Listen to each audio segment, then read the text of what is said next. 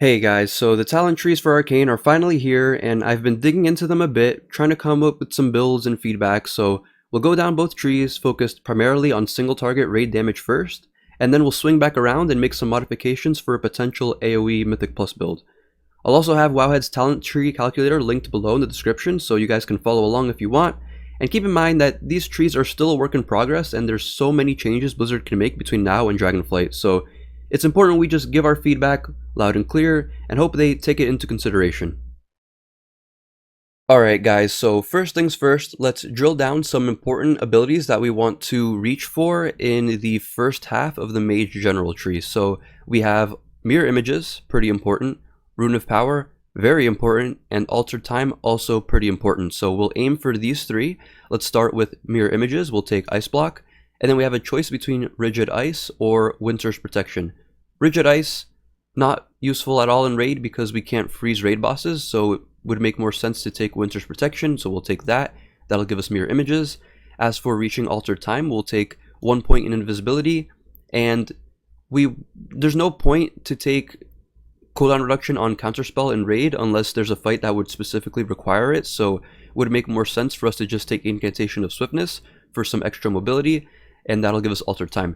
Now, just these points that we've spent has already unlocked the second tier of talents, but before we pick anything in the second tier, we do need to reach for Rune of Power down this middle lane. So unfortunately, we'll have to choose between either Cone of Cold or Shatter, neither of which will give us any value in raid, so we're pretty much just spending a point here to continue along down the tree. So we'll take Shatter, we'll also have to take Remove Curse, and then either Slow or Spell Steal. All three of these, very niche cases, pretty much won't find use of these in raid for the most part, but we have to take them in order to reach this choice node, so we'll just have to bite the bullet there. So now we have a choice between Rune of Power or Incancer's Flow. Pretty much we'll always be taking Rune of Power. This is just really strong, it lines up well with our abilities, so we'll take that. And now we reach the point on the Mage General tree where we have to choose which capstone talents we'll be taking. The builds I'll cover today will have a choice between Time Anomaly and then either Shifting Power or Meteor, so you'll be able to take 2 capstones in any of these builds. So let's start by going down on the left side. We'll have Reabsorption or Reduplication and then Cryo Freeze. So we won't be taking Cryo Freeze because there's just not enough room in the budget for a 3 talent point node, so we'll take either Reabsorption or Reduplication. You can take either one here because in raid our Mirror Images will pretty much not be taking direct damage, so neither of these will give you any benefit. The only benefit is just that it only costs 1 talent point node and lets us continue along down the line, so we'll take that. We'll take 2 points in Tome of Ronin, and we'll take Accumulative Shielding, since this will unlock access to Shifting Power and Time Anomaly. It'll give us access to both of these columns once we spend 3 more talent points, which will be on Tempest Barrier here. And now we go along down, take Shifting Power. Frigid Winds, no use for us in raid. Ice Ward, also useless in raid. Ring of Frost, we might find some uses, but for the most part useless. The only upside is that we're getting Shifting Power, so pretty good CDR. And then we're also taking Flow of Time, so free CDR on Blink. We're getting greater invisibility, which is a really great defensive tool that now any mage can use. And we'll take Time Anomaly. So we have 1 talent point left. We'll put that on Tome of Antonidas for 2% haste, and that is the completion of the Mage General tree. That's this build here with Shifting Power and Time Anomaly. However, if you want Meteor instead of Shifting Power, it would be as simple as swapping Tome of Ronin and Tome of Antonidas. So instead of having 2 points in Tome of Ronin and 1 point in Tome of Antonidas, we would take 1 point in Tome of Ronin, 2 points in Tome of Antonidas, 2 points in Temporal Velocity, and this would give us access to Time Anomaly and Meteors columns. So we'll go down along the Time Anomaly column. We'll have 3 points in Diverted Energy, so pretty good defensive. We'll take Dragon's Breath and we'll take Meteor, and that also completes this version of the Mage General tree. Now, do not worry, I did not forget about Shimmer. If you do want Shimmer, you will have to give up some damage throughput though. So in order to get Shimmer, we would not be taking any tomes. So no tomes. And if you want Shifting Power, you would take Improved Frost Nova If you want Meteor, you would take Arcane Warding. So let's go to Shifting Power. We'll just fill out this tree going down as usual. Don't forget to take Shimmer, and that completes this version of the tree with 2 capstones and Shimmer. If you want Meteor instead, you would remove Improved Frost Nova, you'd take Arcane Warding, and then go down the tree as usual. There you go. Bam, and now you have Time Anomaly, Meteor, and Shimmer. So these are the builds that I found made the most sense for the general tree. I do have some feedback that I will give at the end of the video for the general tree, maybe like some changes and my impressions, but for now, let's just head into the Arcane tree and fill some of this out. Alright, so let's take a look at the Arcane side of the talent tree. So some key abilities that we'll try to aim for are Arcane Surge, Arcane Power, Touch of the Magi, Radiant Spark, and Arcane Harmony.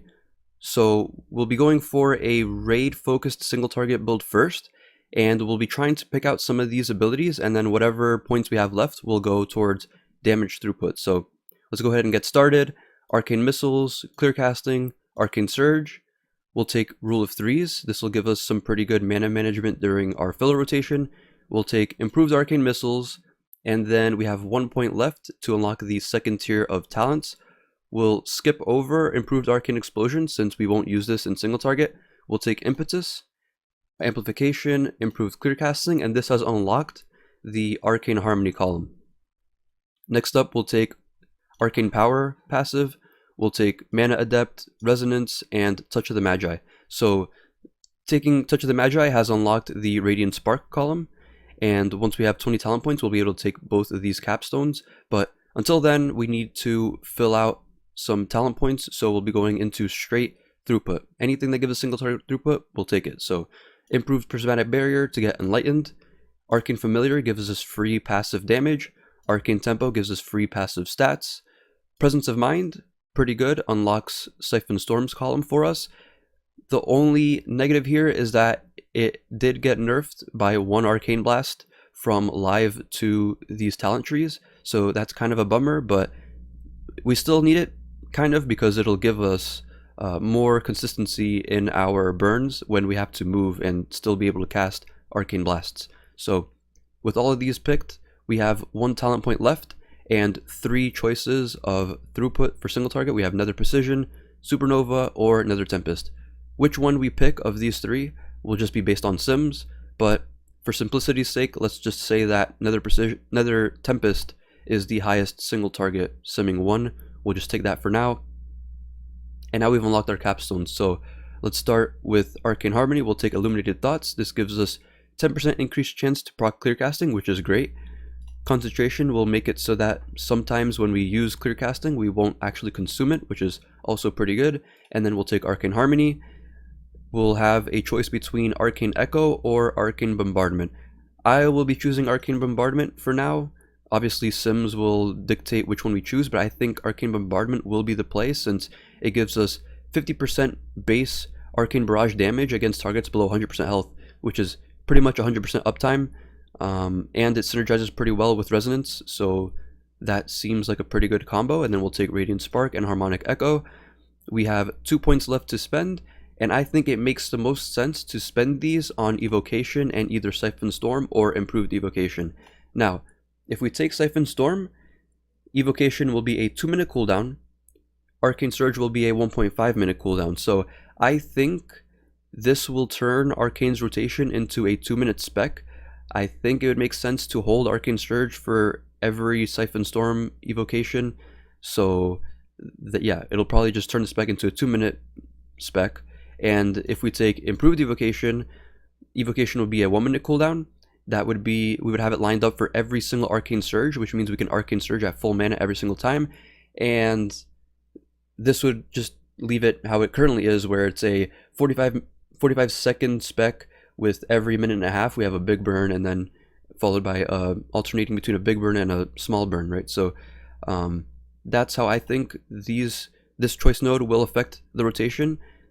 So that is pretty much the Arcane tree. Now, the one pain point that I can notice on this tree is that we don't have Slipstream easily obtainable when we're going for full throughput. So we kind of need Slipstream, especially if we're taking Siphon Storm, because if we're evocating and we have to move and we just canceled Siphon Storm, that is a huge loss in DPS. So if we have Slipstream, it just makes it very consistent. If we ever need to move, we just move and it won't cancel evocation. So in order to get Slipstream, we're going to have to lose some throughput here. So we'll take off Nether Tempest. We'll take off either... So taking off Nether Tempest will give us access to Nether Precision. And we still need 1 extra point for Slipstream. So we either lose Evocation to gain Slipstream, or... we either lose Enlightened to gain Slipstream, or we lose 1 point in improved Arcane Missiles, and that'll give us Slipstream while we also keep Enlightened. So how this will work out, like I said, always just depends on Sims, but either one of those will work. Anything to just get us that Slipstream, and we can still maintain our 2 capstones with Siphon Storm as well. So that's how I think the single target raid focused build will end up looking, something similar to this, at least for this iteration of the talents. And next up, let's take a look at the AoE rotation for Mythic Plus. Alright, so let's take a look at the Mythic Plus AoE focused build for the Arcane talent tree. So we'll be taking Arcane Missiles, Clear Casting, Arcane Surge, and Rule of Threes. We'll put 2 points into Arcane Explosion. We'll take Impetus, Amplification, Improve Clear Casting, and that'll give us access to Arcane Harmony's column. We'll take Arcane Power, Mana Adept, Resonance, and Touch of the Magi. This will give us access to Harmonic Echo's column. And then we'll take Arcane Familiar. This will give us access to improved Arcane Barrage, so our Arcane Barrage can now cleave. We'll take Arcane Tempo, Presence of Mind, and now we have 2 points left to spend. And unlocking Presence of Mind gives us access to either Siphon Storm's column or Arcane Orb's column. So depending on which column we want to take, will change how we spend these last 2 points. So if we want to take Siphon Storm, we should probably take Slipstream, and then we just take Siphon Storm, we go down the rest of the column, and we unlock all our capstones, and that's the build. However, if we want to go for Arcane Orb, then we don't need Slipstream or Nether Precision.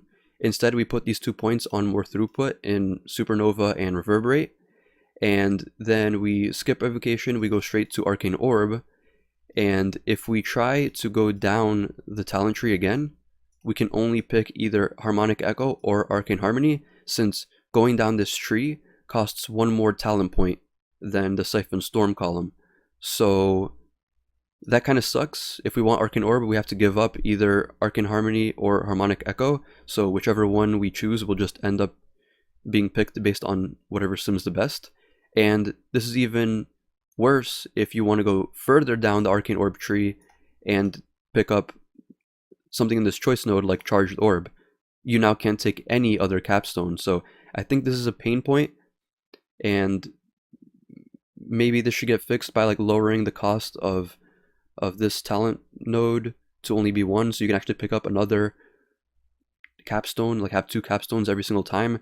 That could probably feel a bit better, because I don't think this branch is as strong as if you could take both of these 2. But I could be wrong, but I don't think it would be as strong. Now, while I'm here, I might as well talk about this choice node. I think Charged Orb is the only real choice, the only real thing you should be picking in this choice node. It gives Arcane Orb 1 additional charge, which just makes the playstyle feel really good. But right, Arcane Orb kind of sucks, in my opinion. You have to cast Arcane Missiles a ton of times just for it to even proc, and then when it does proc, it shoots an Arcane Orb out towards your target, like without you even manually pressing it. So why is that a problem? Well, you just shot an Arcane Orb 40 yards into Narnia, and in a Mythic Plus scenario, that could potentially pull packs that you didn't intend on pulling. So I think this is not a good talent because it doesn't work well mechanically in Mythic Plus, and also I don't like the playstyle it enables where you just want to be spamming Arcane Missiles. So I think Charged Orb feels good and is the only real choice in this node. And that's pretty much it for the Mythic Plus AoE build on the Arcane side of the tree. Okay, so now I'll give some feedback for the general tree. I really liked how Blizzard decided to design the tree you'll notice if we split the tree down the center and fold it in half, the talents are exactly symmetrical. We have 2 sets of 2 1-point talents, followed by 2 selections of 2 2-point talents. Down here we have a choice node with a selection of a 3-point talent, and so on. Another aspect I really like is how Blizzard is attempting to incorporate the shatter mechanic into other specs. I always thought the shatter combo in Frost for PvP was cool, how you could freeze a target and spell queue Frostbolt and Ice Lance together and have both spells crit. That was one of my favorite interactions, and adding the shatter mechanic also solves one of the pain points of Arcane, which is how varied damage can be from pull to pull based on if your barrage crit during your AP burns. Now, shatter would only help us guarantee crits on Mythic Plus trash mobs, but it's definitely a good start. With that being said, I do think there is some tweaking to be done that could help alleviate some pain points on the tree. First of all, I think this tree suffers too much from buffing freeze and slow type spells. Now, I know I did just praise Shatter being on the tree, and I think Shatter plus Rigid Ice is a good combo to have, but talents like Cone of Cold, Improved Frost Nova, or Frigid Winds I think are just too much. These are talents that I feel should be moved to the Frost tree or at least buffed to be a bit more impactful. These talents do nothing in Raid and barely anything in Mythic Plus to alter gameplay. Something like Frigid Winds, which takes up 3 talent points on the way to Shifting Power, should do more than just increase the slow by 3% per point. One option that could replace these talents is something like Focus Magic. We kept Rune of Power and Incanter's Flow, but Focus Magic is nowhere to be found, which I think is kind of surprising. I expected Blizzard to keep that spell in since they kept PI and they're adding in ways for other classes such as Rogue to buff their party, so it would make sense for Focus Magic to make a return, and I would honestly rather see it here in place of some of these less impactful talents. As for feedback on the Arcane tree, I think there are way too many instances where we give up quality of life for damage. Arcane Orb makes the rotation feel smooth, and it's a fun directional ability that really brings the Arcane filler rotation together. But if you just want to take Arcane Orb, you have to give up power on your burn phases from one of these other columns, and I don't think we should have to sacrifice damage for gameplay. Another instance of this is how we have to pass through Nether Precision to reach Slipstream. Slipstream is an amazing quality of life talent by itself, and now will be especially important to have if we're investing points into Evocation and Siphon Storm. In my opinion, I think Slipstream adds a ton of fluidity into the spec and makes clearcasting procs feel so much better, so I'd like to see it made a bit more accessible. And those are pretty much my main gripes with the Arcane tree. Anyways guys, that's pretty much it for today's video. Let me know down in the comments what you think of these builds and how you think the trees could be tweaked and improved. If we get some good discussion and feedback going in the comments, there's a good chance it can help Blizzard come up with new ideas to iterate on the trees and make it better for everyone. Thank you guys so much for watching, I appreciate every single one of you, and I'll catch you in the next video.